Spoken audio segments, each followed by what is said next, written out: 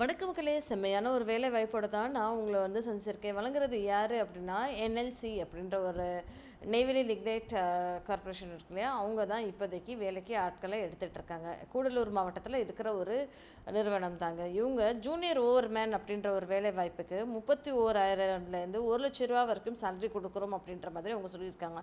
போஸ்டிங்குமே நம்மளுடைய சொந்த ஊரான நெய்வேலியிலேயே நமக்கு கிடச்சிடலாம். தமிழ்நாடுக்குள்ளேயே ஒரு செம்ம அரசு வேலை வாய்ப்பு அப்படின்னா நம்ம ஏன் அதை விடணும்? டெஃபினட்டாக இதுக்கு அப்ளை பண்ணலாம், சரிங்களா? ஸோ என்எல்சிஐ உடைய ஒரு வேலைவாய்ப்பு தான் இது. இந்த மாதிரி நீங்கள் தெரிஞ்சுக்கணும் அப்படின்னு ஆசைப்பட்டீங்கன்னா மறக்காமல் என்னோடய சேனலை சப்ஸ்கிரைப் பண்ணிக்கோங்க. ரெகுலராக நான் ஒரு நாளைக்கு 3 வீடியோஸ் இந்த மாதிரி எங்கெங்கே வேலைவாய்ப்பு இருக்குது அப்படின்றது போஸ்ட் பண்ணிகிட்டே இருக்கேன். ப்ளீஸ் சப்போர்ட் பண்ணுங்கள். வாங்க வீடியோக்குள்ளே போகலாம். இது என்ன அப்படின்னு சொல்லி பார்த்தோன்னா, 2 வேலை வாய்ப்புக்கு அவங்க ஆட்களை எடுத்திருக்காங்க. அதாவது 2 போஸ்ட்டுக்குங்க, சரிங்களா? ஸோ ஜூனியர் ஓவர்மேன் அப்படின்ற ஒரு போஸ்ட்டுக்கு நீங்கள் ட்ரெயினியாக ஜாயின் பண்ணுறதுக்கு உங்களுக்கு இப்போ சம்பளம் அப்படின்னு சொல்லி பார்த்தோன்னா 31,000லேருந்து 1,00,000 கொடுக்குறோம் அப்படின்ற மாதிரி அவங்க சொல்லியிருந்திருக்காங்க. ஓகேங்களா?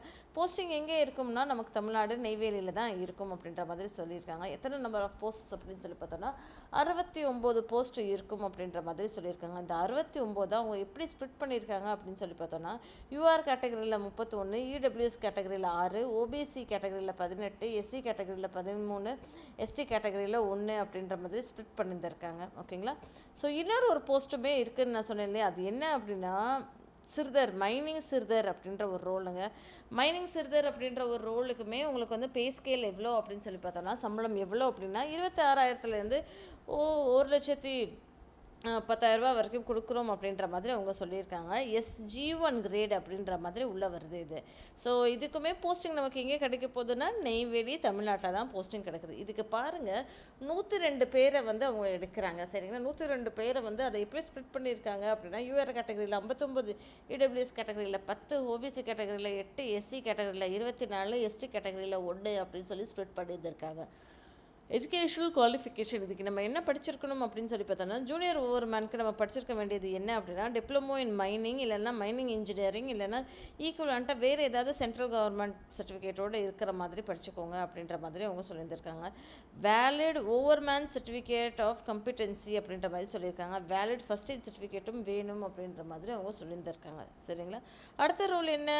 மைனிங் சிறுதர் அப்படின்ற ஒரு ரோலுக்கு என்ன படிச்சிருக்கணும் அப்படின்னு சொல்லி பார்த்தோன்னா, டிப்ளமோ ஆர் டிகிரி படிச்சிருக்கணும். ஏதோ ஒரு இதில் டிப்ளமோ டிகிரியோ நீங்கள் மைனிங் போக படிச்சிருந்துருக்கணும் அப்படின்ற மாதிரி எதிர்பார்க்குறாங்க. ஓகேங்களா? அதே மாதிரி வேலிட் ஃபஸ்ட் எய்ட் சர்டிஃபிகேட் இருக்கணும் அப்படின்ற மாதிரி சொல்லியிருக்காங்க. Mining sirdar certificate of competency issued by DGMS படிச்சிருக்கணும் அப்படின்ற மாதிரி சொல்லியிருக்காங்க. ஓகேங்களா? இல்லை அப்படின்னா டிப்ளமோ இன் மைனிங் படிச்சிருக்கணும் அப்படின்ற மாதிரி சொல்கிறாங்க. ஓகேங்களா?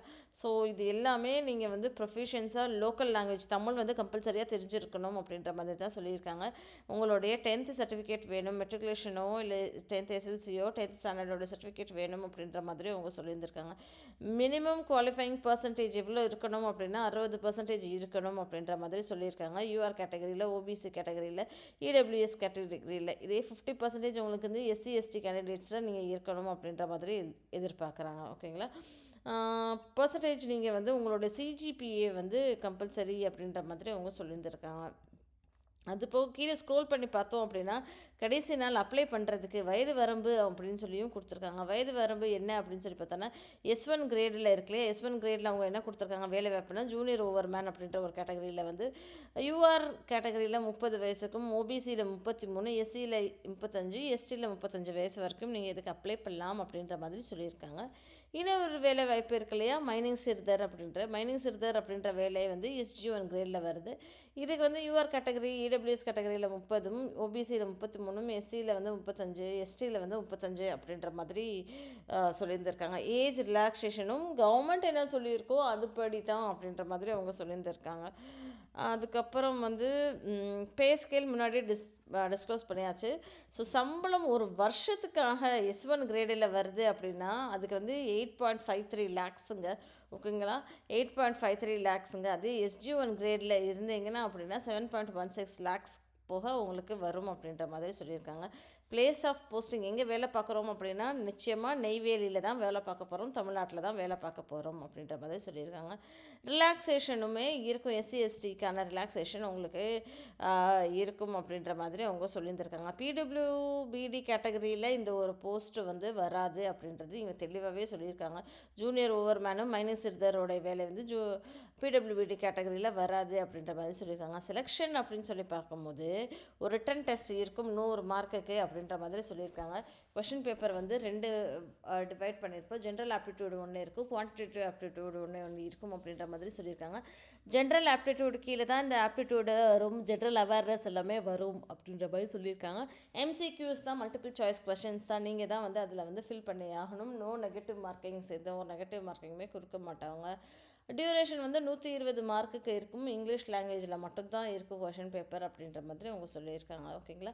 ஸோ மினிமம் குவாலிஃபைங் மார்க் எவ்வளோ எடுத்தால் பாஸ் அப்படின்னு சொல்லி பார்த்தோன்னா 50 மார்க்கு நீங்கள் எடுத்தால் யூஆர் கேட்டகரியிலே, யூபிஎஸ் இடபிள்யூஎஸ் கேட்டகரியிலே பாஸுங்க.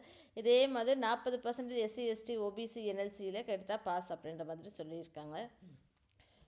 வேறு என்ன கொடுத்துருக்காங்க அப்படின்னு சொல்லி பார்த்தோன்னா மெடிக்கல் ஃபிட்னஸும் உங்களுக்கு கொஞ்சம் தேவைப்படும் அப்படின்ற மாதிரி சொல்லியிருக்காங்க.